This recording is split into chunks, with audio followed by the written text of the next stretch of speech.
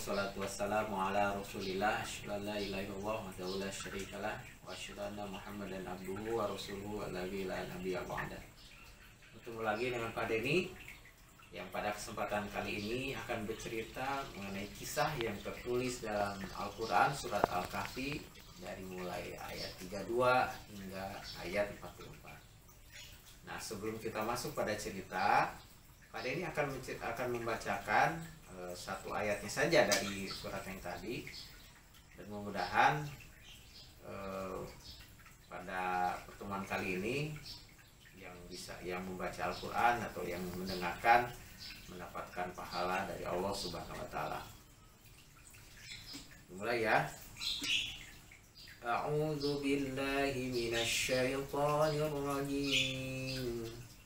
ولولا إذ دخلت جنتك قلت ما شاء الله لا قوة إلا بالله إن ترني أنا أقل منك مالا وولدا صدق الله العظيم.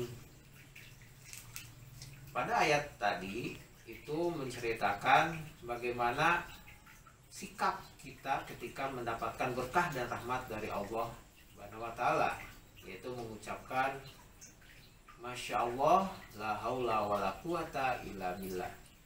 Nah, kita akan berkisah. Awalnya ini aku berkisah mengenai cerita pemilik dua kebun. Jadi dikisahkan pada dahulu kala ada dua orang sahabat, di mana dua orang sahabat ini dikaruniai suatu harta, yaitu masing-masing memiliki 3.000 dinar. Nah, untuk orang yang ada dari dua sahabat ini, ada orang yang beriman dan ada orang yang ingkar. Diceritakan bahwa orang yang beriman ini membelanjakan semuanya di jalan Allah. Nah, untuk yang ingkar, dia belikan sebuah ladang yang sangat bagus, yang sangat indah dan sangat subur. Selain itu, dia juga membelikannya rumah dan menikahi seorang gadis. Nah, diceritakan pula kebunnya ini kalau dilihat bentuknya sangat bagus dan indah. Jadi di tengahnya itu ada sebuah ladang anggur atau kebun anggur pada saat dikelilingi oleh pohon kurma, dan di antara itu ada sebuah ladang. Bayangkan ya, ketika di tengah-tengah itu ada kebun anggur dikelilingi oleh pohon kurma dan diapit oleh dua ladang ya. Bayangkan ketika pas panen ya, ada anggur, ada kurma, ada hasil ladang, sayur-sayuran dan sebagainya. Nah, kebunnya itu menghasilkan banyak sekali keuntungan. Dan ketika itu, pada saat itu lagi bagus-bagusnya, anggur berbuah sangat lebat, sama halnya juga dengan kurma dan ladangnya. Dan di ladangnya pun terdapat aliran air yang membuat ladang ini selalu terairi dan subur. Nah, singkat cerita, sahabatnya yang beriman ini sedang dalam keadaan susah, tidak mempunyai uang pada saat itu. Nah, berkunjunglah ke kebun si orang kafir itu, orang ingkar itu, dan dengan sombongnya dia memperlihatkan, ini kebun saya nih, atas jasa saya, atas perbuatan saya, kebun ini jadi bagus, menghasilkan banyak. Nah, sahabatnya ini memberikan nasihat, jangan begitu. Semua ini adalah berkah dan karunia dari Allah. Makanya ketika kalau kamu harusnya jangan bersombong seperti itu. Harusnya kamu menyebutkan Masya Allah la haula wa la quwata illa billah. Tapi temannya ini ketika dikasih tahu itu langsung tersinggung. Kamu udah mah sulit, udah mah tidak punya apa-apa, ngasih nasihat ke saya. Kaya dulu dong. Nah, ceritanya ya kayak gitu.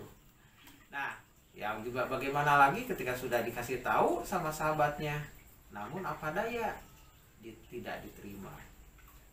Dan ketika itu karena kesombongannya itu, pada malam hari terjadi hujan yang sangat lebat, petir dan guntur di mana-mana. Dan apa yang terjadi keesokan harinya? Dilihat ladangnya hancur. Hancur kenapa? Ada yang terkena petir, angin puting beliung dan semuanya, hancur ladangnya, tidak menyisakan apa-apa. Dengan menyesal, sahabatnya yang ingkar lalu menyesali dengan menutupkan mata dan membolak-balikan tangan. Apa yang terjadi pada saat itu? Penyesalan timbul dari sahabatnya yang ingkar. Nah, di sini diceritakan bahwa kesombongan itu sebenarnya tidak boleh kita lakukan, karena kesombongan itu adalah pakaiannya Allah. Hanya Allah yang boleh bersombong, karena Allah mempunyai semuanya. Maka ketika ada makhluk yang bersombong, itu adalah suatu dosa yang sebenarnya bisa diibaratkan dosa yang besar. Kenapa? Iblis keluar dari surga, kenapa? Karena kesombongannya. Maka oleh karena itu, mudah-mudahan kita diberikan kekuatan untuk dijauhkan dari sifat sombong. Karena sombong ini lama-kelamaan akan membawa kita kepada kebinasaan. Nah, mudah-mudahan dari cerita tadi kita bisa ngambil kesimpulan bahwa satu, yaitu kita diharapkan untuk tidak sombong, dan yang kedua, ketika kita mendapatkan kejayaan, kemenangan, maka kita semua kembalikan kepada Allah dengan mengagungkan Allah. Nah, itu mungkin cerita daripada ini, dan mudah-mudahan dari cerita itu kita bisa mengambil kesimpulan. Wassalamualaikum warahmatullahi wabarakatuh.